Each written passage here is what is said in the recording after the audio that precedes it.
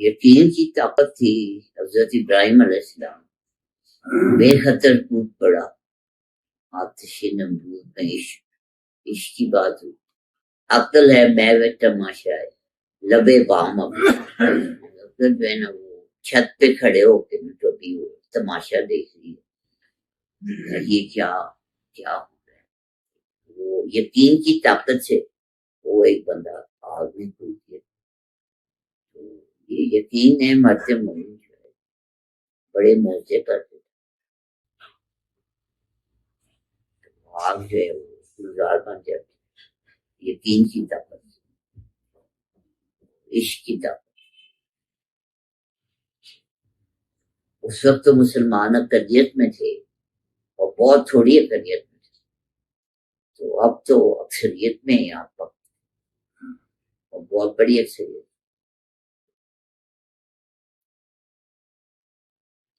کسی وقت یقین سے اجازت نہیں ہے.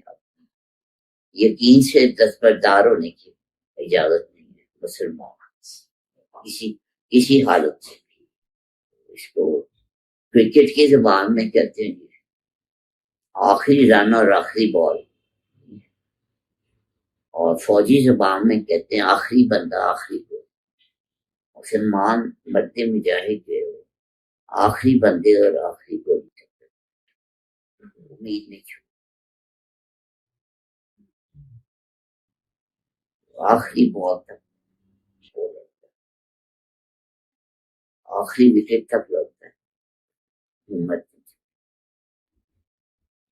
جی بھائی ابھی یقین کی بات ہو رہی ہے تو یقین کے کتنے درجے ہیں اور ان درجوں پہ تھوڑا سا روشنی ڈال دیں.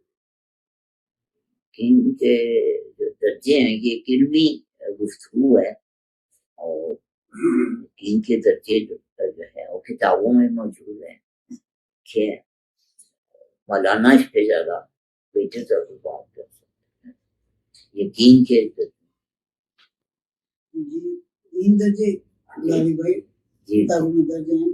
علم الیقین ہے, علم الیقین اور اپنی جو ہے وہ حق الیقین ہے. ایسے ہی پہلے تو یہ ہے کہ ہم اپنے استاد سے مرشد کہہ لیں یا عالم کہہ لیں اسے, یا ماں باپ سے سن کے ہم یقین کرتے ہیں ایک بات پہ. ہمیں ماں باپ نے ہمیں کلمہ پڑھایا تو وہ علم و یقین ہے. ہمارا یقین جو ہے نا وہ علم ہے. اس کے بعد درجہ آتا ہے عین اور یقین کا. وہ اللہ جو ہے وہ دکھا بھی دیتا ہے.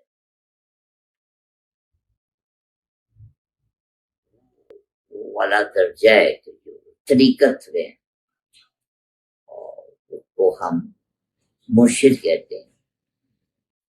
کہ جب مرشد مل جاتا ہے تو وہ علم اور یقین جو ہے نا وہ عین اور یقین داخل. پرانے زمانے میں کسی نے کہا تھا کہ کلمہ پیر پر آیا پاؤ کہ میں سدا ہوں. وہ عین اور یقین کی بات. اور حق و یقین وہ انتہائی درجہ ہے. جب لوہے کو اگر آگ میں ڈال دیا جائے بھٹی میں فرنس میں تو ایک وقت آتا ہے کہ لوہا آگ کے ساتھ آگ ہو جاتا ہے اور دیکھنے والے کو بھی نہیں معلوم کر سکتا کہ یہ لوہا کیا ادھر ہے آگ کی طرف. اتنا سخت وہ ٹیمپریچر ہوتا ہے. لوہا جو ہے نا اس میں جب پگھلتا ہے نا تو وہ آگ کے ساتھ آگ ہو چکا ہوتا ہے. وہ مقام جو ہے نا حق الیقین کا کہ لوہا جو ہے وہ اس وقت خود آگ بن جاتا ہے. وہ خود ہی حق ہو جاتا ہے. بندہ چلتے چلتے بندہ جب وصال ہو جاتا ہے بندے کا، وصال کا مطلب نہیں، وصال ہو جاتا ہے یا انتقال ہو جاتا ہے تو ہم کہتے ہیں حق ہو گیا، اس کا مطلب ہو گیا کہ اللہ سے جا کے اللہ کا جو درویش ہوتا ہے وہ اس زندگی میں حق ہو جاتا ہے، اس لیے ہم سے درویش کرتے ہیں، ہمارے اور اس میں یہی فرق ہے، ٹھیک ہے، تو اس کو اس زندگی میں حق الیقین حاصل ہوتا ہے، وہ خود حق الیقین اسے حاصل ہوتا ہے جو خود حق ہو، اس کے بغیر نہیں حاصل۔ مرنے کے بعد تو کافروں کو بھی پتہ چل جائے گا اللہ ہے، حق الیقین تو ان کو بھی حاصل ہو جائے گا مرنے کے بعد، اور بات یہ ہے کہ اس زندگی میں حاصل،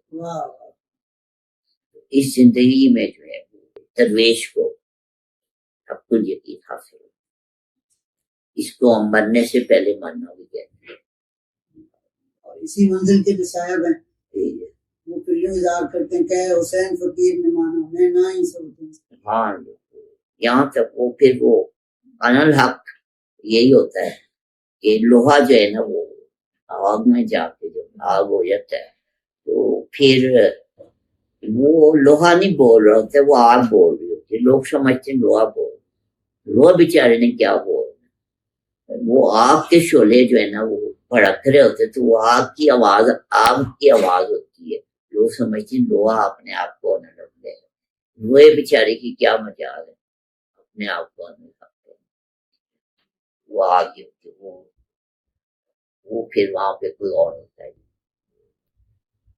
یہ بابا حضور کا فکر ہے کہ عشق ایسی آگ ہے، بڑا قابل غور فکر ہے، عشق ایک ایسی آگ ہے جو اپنے علاوہ ہر چیز کو جلا دے، پھر رہ کیا جاتا ہے، عشق کی رہ جاتا ہے، وہ پھر نہ ہو رہتا، نہ دیو رہا نہ پری رہی، جو رہی تو بے خبری، وہ بے خبری جو ہے نا وہ عشق ہی رہ جاتا ہے، نہ عاشق رہ جاتا ہے نہ مشوق رہ جاتا ہے، اس فکرے کا یہ مطلب، عشق ایسی آگ ہے جو اپنے علاوہ سب کو جلا دیتی ہے، کیا مطلب ہے، محبوب کو بھی جلا دیتی ہے، عاشق کو بھی جلا دیتی ہے، صرف آگ ہی آگ رہ جاتی ہے، تو یہ اس کو عشق الیقین ہم کہہ سکتے ہیں، جب وہ صرف آگ ہی رہتے باقی سب۔ میرا پتہ یہی ہے، میرا پتہ یہی ہے کہ لاپتہ ہوں، میرا پتہ یہی ہے لاپتہ، انگریزی میں ایسے کہتے ہیں کہ don't follow me, don't follow me I am already last, don't follow me I am already